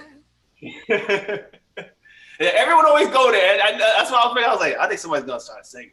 But it started there, right? And then when I went to college, you know what I'm saying, I used to perform at J. Lee's, used to do these open cafes, used to do these unplugs. We call them BMAT Unplugged for Brothers Making a Difference, our organization. And we even hosted, shout out to Wise Guy at Gaston. We hosted them up there, you know what I'm saying? Yeah, shout out to them. And so it started there. And then I started doing performing at the Ivanhoe Artist Mosaic in my hometown. Over there by the falls is a wheelhouse where all these different artists and creators were coming together and performing. And then I just started, going out to the city, going out and to the legendary New York, and that's where I met ACL, at Versus, shout out to Kale, you know what I'm saying? Appreciate the opportunity and everything. So that's how it pretty much started with me. I just been going ever since. Okay, all right, my future triple OG in the making. Go ahead and lay on the Zoom universe your poetry. All right, this first piece, I dedicate this to all you artists out there, for every creative, you know what I'm saying? We are all creators in general as people, but in particular for everyone who has known their creativity and wanted to practice it as a discipline, you know what I'm saying? Because we are truly rebels, and this piece is entitled Rebel for Life. Reaching everyone by expressing life, the rebel I am. Inspiring all mankind, yes I can. For man, woman, and child, the child, woman, and man. The world is before us, and this is where we stand. So we don't do this for the Oscars, the Tonys, the Emmys, or the Grammys. We're expressing life for what it is and all that it can be. Producing art that shows the beauty and the truth of humanity. Because we've been imprisoned to a status quo, chained to its insanity. This industry's affliction, of constant repetition. Projects driven by profit-making addictions. It could leave art's existence in an ALS condition. But it's time for a new mission, an ethos, a new vision, a new way of living, an artist's life apparition. You see, the culture of the game is you addicted to the fame, but we should create things that matter from our hearts and our brains. See, now is the time for creativity is divine, to express our true nature, that of a creator. I live forever in that spirit until I pass in the night, because I am a rebel for life. Woo! Some Zoom love in here for you. My Kappa Diamond thing I used to do when I was young and back in the day. Appreciate it. Much love. Appreciate it. Yeah. So wait, how many can we do? Like, can you do two more? Because we got a couple of people I got to get on the open mic. Everybody's doing 3. Okay. Yeah. I do 2 more. Okay. Yeah. This next piece I'm entitled. This one, I think we look at our existence and we don't realize how big we really are. You know what I'm saying? How big we could be, and that's why I entitled this piece, The Big Picture. Look into the windows of my soul, you see the big picture. I'm from the book of Eli, life is the full scripture. See, the idea I represent is so righteous yet scandalous, because part of being a rebel is being a verbal vandalist.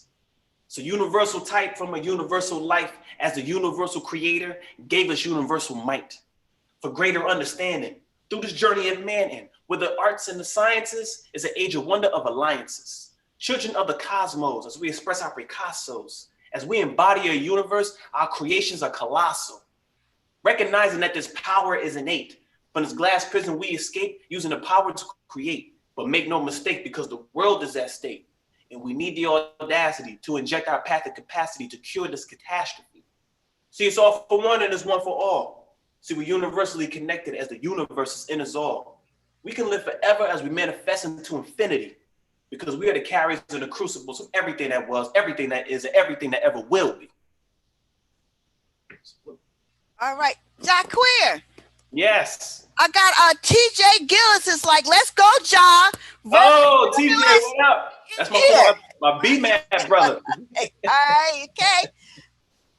Yeah, okay. I got okay, this next piece, with the pandemic and everything going on, yes.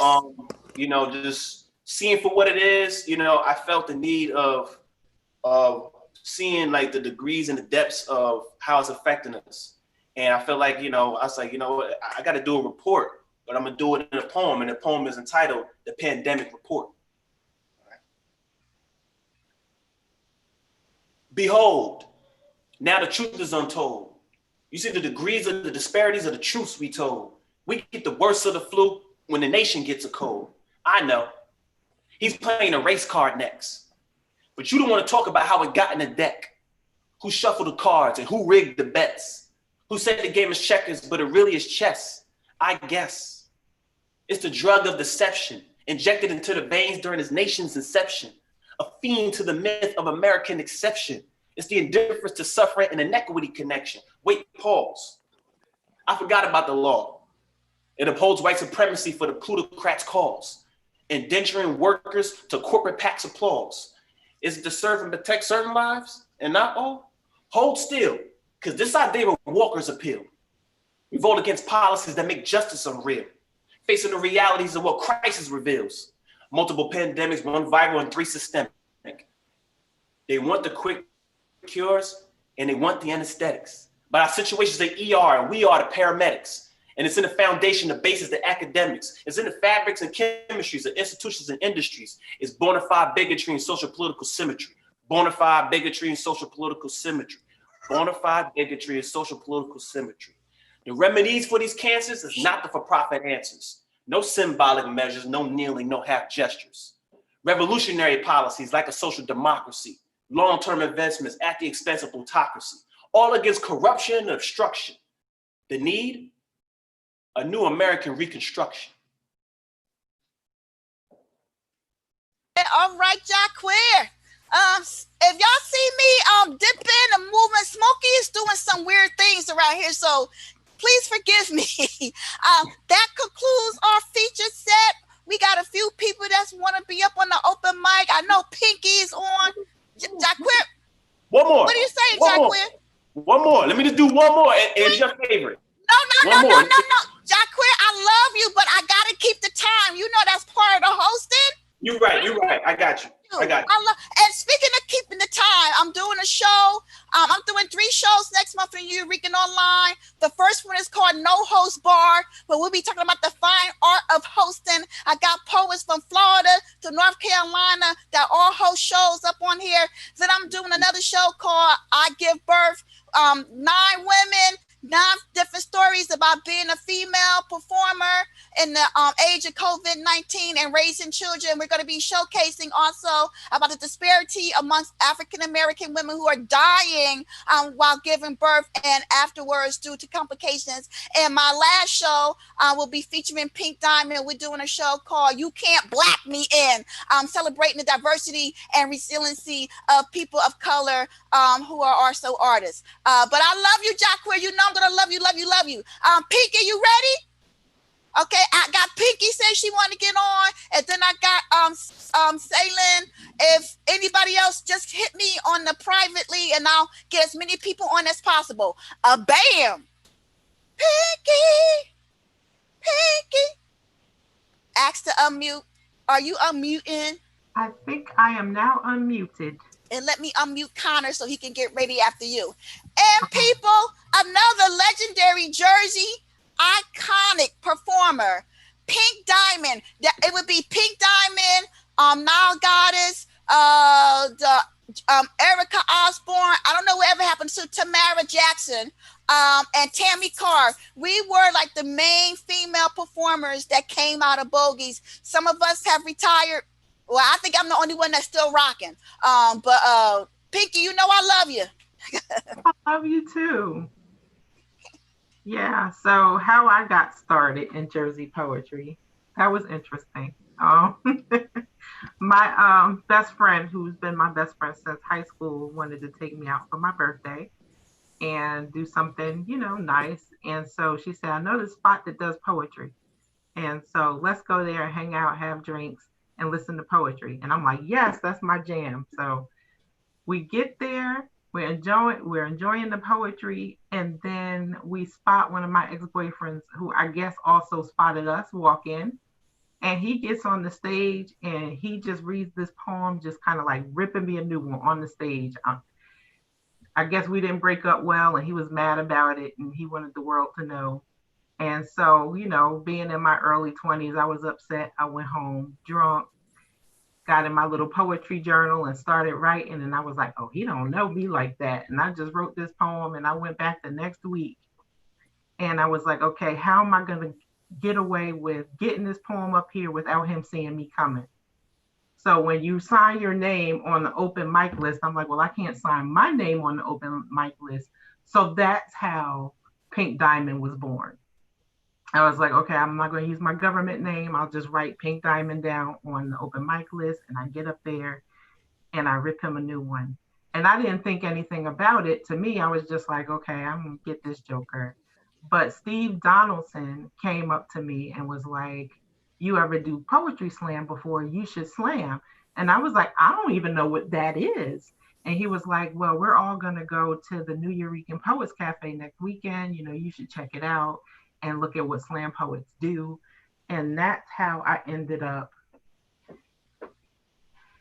becoming a slam poet. It was completely by accident and just kind of, that's how I showed up. So I saw where Doughboy already went on my Facebook page and he said he wanted me to do Diva That Funk Likes to Pop. And because I haven't done this poem in years, I might pull a flow and forget some of the lines. So I don't know, I'm not doing any splits, bae. I'm over 40 now. Somebody's like, do the split. All right. Let me see if I can remember this poem. If I can't remember it, I'll just do something else.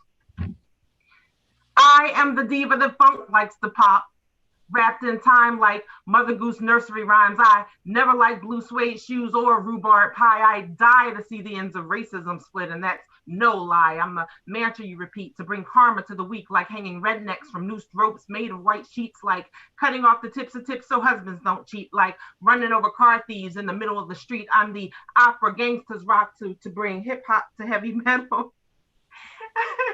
I can't remember it. I'm sorry. I'll do it during you started off strong. You started off strong, though, Pinky. Strong, but it's been like 20 years since I did that poem. Flo understands my struggle, so we're going to do something else. Doe, I tried it for you. Love you, bro.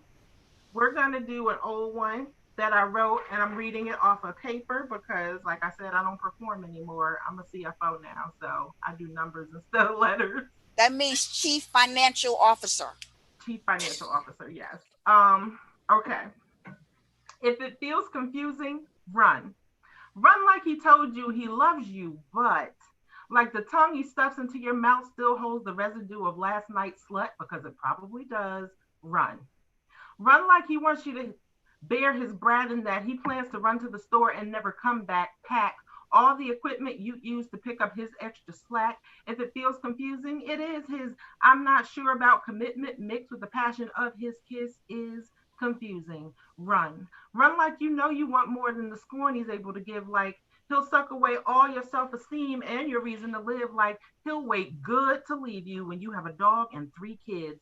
Run like he'll drink the last drop of your soul and carve your heart for Thanksgiving while you'll never see his. Run. Run like he says he never wants to see you hurt and that you come first, but shady ladies keep pouring out of the woodworks like he pretends his penis fits perfectly under any skirt. Run. Like he says he only dates you, then plays you like he hates you, like the confusion frustrates you. Run. If it feels confusing, don't wait until he's done. Don't sit and wish he was the perfect one. Don't psych yourself into thinking you're just having fun. Don't settle for grams if you're hoping for a ton. Don't buy maybe we can make it happen instead of you're definitely the one. Don't bow, don't scrape, don't backthink or mental double take. If it feels confusing, run. All right, Pinky. And don't forget, she's going to be performing next month for a show that I'm doing online as well. You Can't Black Me In. And thank you for taking us down memory lane. Connor, you ready? And after Connor, I'm going to Hackton. I'm responding to people the way it comes up in the private chat. We got 15 minutes. Hopefully we can get 3 more people on. Okay, Connor, and then Hackton, you're going to be next. Hayton, sorry, my bad. Hey guys, I'm Connor. This is actually my introduction into the New Jersey scene. Well, where are you at? I'm in Kentucky right now, but I'm from Connecticut, from where Hawktown is. We met in high school, and we actually when we were in English class, our English teacher actually played us Flo's Def Jam performance of what he read. What he didn't perform? She didn't show you mines? She Clothes? might have. I don't know. I'm the stinky breath girl. You do not know about me either? No. Flo Mentos. Well, now I know about you. That's the important part. So this is actually about a girl from Montclair. This is called Before the World Ends. I don't know how to pick up all the pieces out my mind. You've been running around the halls this whole time, and now the tide is finally clear, and my dear, you're finally here one last time. Is this the rest? Did I dream the thoughts of evergreen on my chest? Pale green gold is hung up on your neck. Now we're nothing but a speck, so hold me close before the world ends. I'm afraid to reach out in the dark, seeing you freshly cut and free. I know you wouldn't pick me up. You didn't in my dreams. My heart fills up with sadness. The tide in my chest turns to waves. Have we finally reached the bottom? I always knew you wouldn't stay. I'll take 10 months back just to take out the seeds you planted in my mind, holding your hand out in the moonlight, though you're wrapped around my thighs.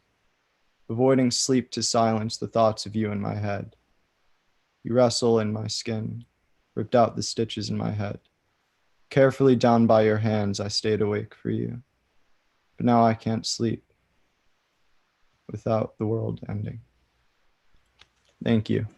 Oh, all right, Connor for Kentucky. Do they still got a lot of corn in Kentucky? You're muted. Type it in the private chat. I'm gonna bring out Hacton. Maybe you can tell me if there's a lot of corn in Kentucky. What's up with the Do y'all still grow a lot of corn out there? I wouldn't know. I mean, I'm from Connecticut. Like, I've been born and raised. It's actually what Connor was referring to a little bit. And shout out to Flo Mentals if he's still here. Oh my God, I'm texting him now saying these young folks here shouting you out, Flo. Yeah, no, for real. Like, the thing is, me and Connor, we went to the same high school. So, like, you know, we had a writing club there. And it's like, you know, that's where we spent, like, our free periods together. So, you know, that's where we, like, really, you know, used to bounce ideas. And we used to be trash, like, you know what I'm saying? And we, you know, we were just trying to learn how to write. And, you know, there was a lot of people up there that we really looked up to. And those are our makers, you know, shout out to them. But, you know, we're extremely humbled to be here today. You know, we're actually working on a project together right now. So, you know, we're hopefully, we're going to be picking at brains. But we knew that we had to come and, you know, be in the midst of so many great poets, you know, before we really attempt to do something. So today, similar to many other people, actually, before I get into my piece, my name is Haktan Ceylon. I go by the pen name Not Kaneliak, which is my name reversed for the reason that, you know, when you put your name up to a mirror, any sort of writing, it reverses. And so for me, it's like every time I write, I hope that y'all get the most candid me. And I want to share my most candid message and my most authentic words with y'all. And I think that open mics and sort of performing is my most valid, like vulnerable way to do that. So I got this piece and it's called There's an Elephant in the Room, and I hope y'all enjoy it. There's an elephant in the room who's overstayed its welcome that one could wish were seldom, yet frequently proving as hell and then some. There's a burning in my chest with an unforgiving desire to be the vice versa to those met doom, soul stripped too soon, seeming eerily familiar, especially when the elephant is in the room. Is it living when you're constantly in fear? Enough so you break out into tears over nothing clear. To you, I'd seem short on my years, but dear God, do I feel the end so near? I couldn't even name the instigator. That's the worst part. The one who seduces my reality into panic and dances to the beats of my heart. So amused it must be, fueling the fire within the armor you and I would call a cage, locked up outside but internally vulnerable for the mind's act, serving as a stage. I'd wage the war if I knew I could win, hence why these words have found their way here today. To the elephant in the room, I don't care for what you have to say or the games that you'll play. Living in your world of gray has got me to pray as if I were a believer, that our creator was foreign to the forgiveness which could turn even evil to griever. You're the worst deceiver I've met, the lies which you spew and your plans so divide, striking at your leisure, rendering actions weary of seizure. Our pain is surprise.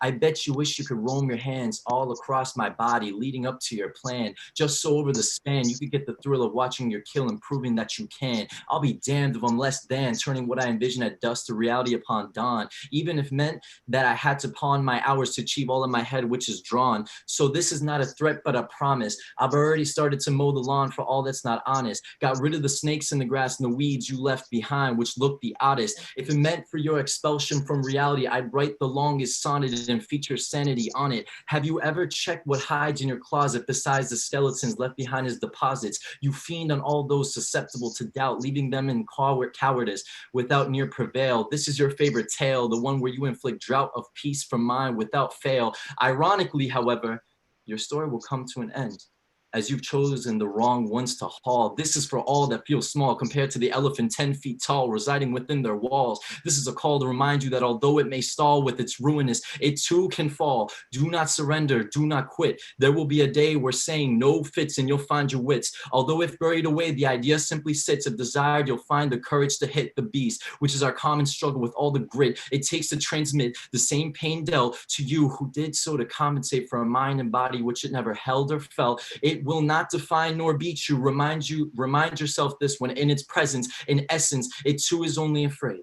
Cowardly haunting vulnerable memories such as your adolescence. So to the elephant in the room who's overstayed its welcome, proving as hell and then some, though you can turn me numb, unable to breathe, and burn my being as if with a lighter, you're only curating a hell of a fighter. Thank you. All right, Hector. And Connor, thank you so much. And let's thank Flo for inspiring y'all. Okay. They call me drama. I text him. See, for those of you who don't know, you're not in the Know New Jersey thing. Big Mike, another Def Poetry alumni, is having a party for his son Devin, who grew up on the scene with us. And for those of you who wanted to know, my nephew Jamal, who used to come with me to the shows, is now a father. He has a baby now. He's like 26. Can you believe that? When we're getting old. But they're all over his house. I'm the only one that's not there apparently. And Pinky. You know? Okay, Miguel, you said you wanted to get off, so I am unmuting you. And after Miguel, I don't know, we'll have time for anyone else, but I'll try to get as many people on as possible. Miguel, I unmuted you and you muted yourself back. Okay. Okay. How's the weather in North Carolina, Miguel? Hot as hell. Oh, you better get you fall in love with an AC. Me and Smokey chilling. That's all we're doing too. We just got a little storm and then it turned around and got hot again. So, we just hanging out in the house down here in the basement, trying to stay cool. You see Mr. Bora on here too. Hey, Mr. Bora. Yeah, I see Miss Deborah over there. The her and her little poems. I'm waiting for her to get started up again. Mm-hmm. Okay, Miguel, what you got for us, poetically speaking? I got a little poem I want to do called Clearing My Mind. I actually wrote this one, I don't know, probably about 5 or 6 years ago. No, it's actually longer than that. Maybe about 7, 8 years ago. But a little something I wanted to share, it's kind of pertaining to kind of what we're dealing with in society now. As I sit and think, my mind and pen become one with my mind. I begin to record the elevated thoughts that come to my mind. The thoughts of living in a crazy mixed up world makes me want to give in to its demands and become its prisoner of war. POW, I say, I am a true visionary of this, trapped by what society calls us victims. Oh, how I wish I could control the inevitable. But then there will be no surprises to life's most unknowns. And life's bombshells drop like the bombs on Baghdad. It causes unforeseen changes, which are enormous in magnitude, like an earthquake in Los Angeles reaching a 9.8 on the Richter scale. I mean, what is real anymore or any less? My life is stressed, what a mess, but I must strive to live and go on, I guess. And these lyrical thoughts in my mind sometimes make me wonder my purpose. As I write gibberish to you, but what does it all really mean to me? And to think there are people who can kill children because of the color of their skin. And all he had was some Skittles and a can of Arizona tea. When will this bullshit stop? You see, I can go on and on for an infinite mile. And as I go on with this verbal assassination, I hope you're prepared for this lyrical annihilation. And those who hate to hear the sounds of the truth, I know my voice is an aggravation. To your ears, I bring lyrical penetration. So close your eyes and picture this verbal animation. It ain't pretty, is it? You see, we live, but for what? You see, if you don't belong to a particular group of people, then you ain't shit. You don't get shit. You're treated like shit. You voice your opinion and others don't give a shit. And it makes you want to say, man, fuck this shit. You see, this shit is like magic. Now you see me, now you don't. And every closed eye isn't shut to this reality garbage that so-called people try to pull over your eyes. Just because to you I may look dumb, but I'm not slow. You see, the poetic state of mind that I'm in never rests for the weary. So don't you ever get leery to what is and what isn't. Whew. Now that's off my chest. I must confess, the world we live in is such a mess. Just to survive is a fucking test. And to know I did all I could, at least to say I did my best. Only when I die will I get my rest. But this, my brothers and sisters, I must digress. And we turn to our politicians to be our voice. But do they listen? Hell no. Because if they did, then they would know what we, the people, want and need. This is about more than just 40 acres and a mule. This is about true equality for all mankind. I'm talking about blacks, whites, Latinos, Mexicans, Asians, Jamaicans. I'm talking about the rich, the poor, as well as the gay and lesbian population. All one voice being heard and shit happening for the good of all people. And we all ask for the truth. But what is truth? Is it something we make up in our minds and because we think it, so shall it be? Or is it the garbage that we allow our minds to believe because we can't accept reality? Reality. R-E-A-L-I-T-Y, is it we ask why? Do we really want to know? Think about it. All right, Miguel. Yo, everybody, I just want to thank everybody on memory lane with me. This is your girl, Dr. Helena C. Lewis. I used to rock at a venue called Bogies back in the days, New Jersey. The show was called I'm So New Jersey.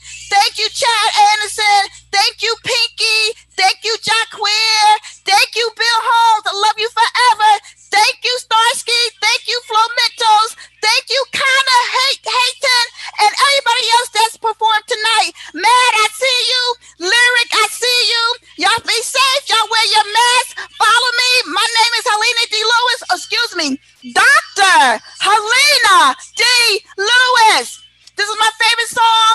The show is over in 1 minute, so we can't put nobody on. So listen to LaBelle. What can I do for you? That's all I got for you. That's all I got for y'all. I love you. I love you all. Zoom love. Zoom hugs. I'm the good cholesterol. Chad, when this is over with, I want all y'all to come to my house. We're going to have a barbecue. Woo! I feel like this is the Facebook wave.